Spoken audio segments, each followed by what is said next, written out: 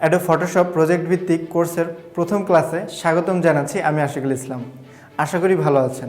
আমি সবসময় ভালো থাকি এবং হাস্যোজ্জ্বল, যদিও আমার একটা দাঁত নেই। এবার আমরা শিখব ফটোশপের কিছু বেসিক ফিচার এবং ফটোশপ কী। তারপর আমরা যাব আস্তে আস্তে ফটোশপ কীভাবে ইনস্টল করব, কোথা থেকে ডাউনলোড করব। সো প্রথমে আমরা জানি ফটোশপ কী। অলরেডি আমরা জেনে গেছি যে ফটোশপ হচ্ছে একটি ইমেজ এডিটিং সফটওয়্যার।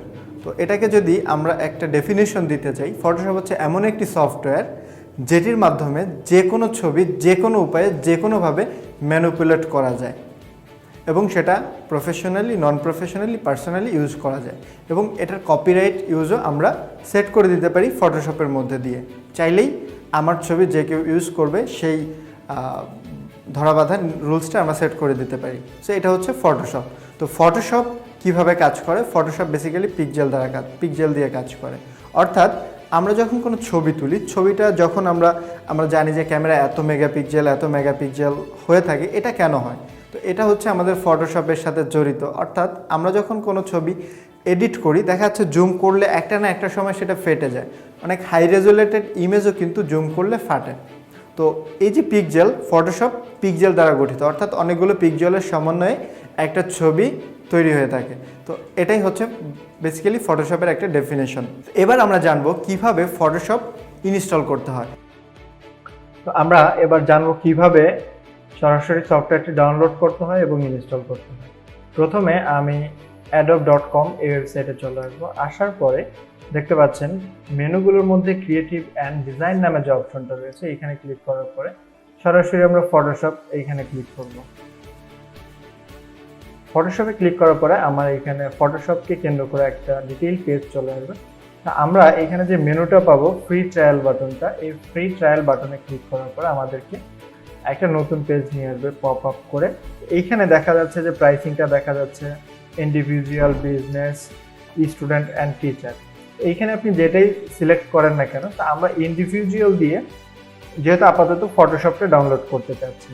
তো স্টার্ট ফ্রি ট্রায়াল বাটনে ক্লিক করার পরে আমাদের সাইন আপ পেজে নিয়ে যাবে, অর্থাৎ যেটাকে চেক আউট পেজ বলা হচ্ছে। তো এইখানে বলা হচ্ছে প্রতি মাস $30 চার্জ করবে। তো প্রথম মাস আমাকে প্রথম 7 দিন ফ্রি দিচ্ছে, যে জন্য আমাকে আমার ডিউ থাকবে $0। সো এইখানে আপনি যখন নতুন ইউজার, তখন আপনার ইমেইল অ্যাড্রেস দিয়ে কন্টিনিউ বাটনে ক্লিক করতে হবে। তারপর আপনার ফ্রি ট্রায়াল, 7 দিনের একটা ফ্রি ট্রায়াল আপনি ডাউনলোড করতে পারবেন। অথবা আপনি যদি অলরেডি ওদের মেম্বার হয়ে থাকেন, তাহলে আপনি সরাসরি যখন ওদের সাইট ভিজিট করবেন, লগ ইন করে, অলরেডি আপনার অ্যাকাউন্ট থাকলে লগ ইন করে আপনি সাইন ইন করার পরে সরাসরি আপনি এখানে ট্রায়াল এখানে চলে আসেন, তাহলে আপনি ডিরেক্ট ডাউনলোড করার সুযোগ পেয়ে যাবেন। তো কীভাবে ডাউনলোড করবেন, কোথা থেকে ডাউনলোড করবেন, সেই ইস্যুটা আশা করি বুঝে গেছেন।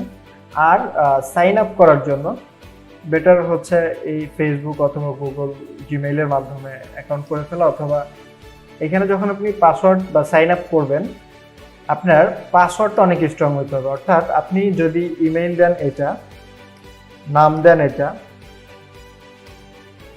অর্থাৎ আপনি যদি পাসওয়ার্ডের মধ্যে মনে করেন আমার নাম আছে আশিকুল, আমি কি করলাম, আশিকুলটাকে পাসওয়ার্ড দিলাম। হ্যাঁ, তারপর হচ্ছে বলতেছে কি বলছে 8 লেটার হইতে হবে। তো আমি দিলাম 1 2 3। দেখেন কি বলছে, doesn't contain your name and email address. অর্থাৎ আমার নাম এবং ইমেইল অ্যাড্রেসের সাথে পাসওয়ার্ড মিল থাকা যাবে না, অর্থাৎ ডিফারেন্ট ইউনিক একটা পাসওয়ার্ড হইতে হবে। লাইক মনে করেন যে এই যে কিছু একটা দিলাম, একটা ছোট হাতের অক্ষর থাকতে হবে। তো দেখেন কি হয়েছে, পাসওয়ার্ডটা অনেক স্ট্রং হয়েছে এবং ম্যাচ করে গেছে। সো এখানে যখন অ্যাকাউন্ট ক্রিয়েট করবেন, পাসওয়ার্ডটা এরকম স্ট্রং হইতে হবে। ওকে, তো এবার ডাউনলোড হয়ে গেল। এবার এটাকে কিভাবে ইনস্টল করব সেটা আমরা দেখব। আপনার কম্পিউটারে এরকম একটা জিপ ফাইল ডাউনলোড হবে। সেটাকে আনজিপ করার পরে দেখতে পাবেন সেটআপ নামে একটা অ্যাপ্লিকেশন ফাইল রয়েছে। এটাতে ডাবল ক্লিক করার পর ইয়েস, এবং অপেক্ষা করতে হবে কিছু সময় আপনাকে এটা ইনস্টল হওয়ার জন্য। দেখতে পাচ্ছেন ইনস্টল প্রসিডিউর শুরু হয়ে গিয়েছে। 1 থেকে 100% পর্যন্ত আপনাকে অপেক্ষা করতে হবে। তারপরে দেখবেন যে এটা আপনার কম্পিউটার স্পিডের উপর ডিপেন্ড করে 2 থেকে 5 মিনিট বা 10 মিনিট সময় লাগতে পারে।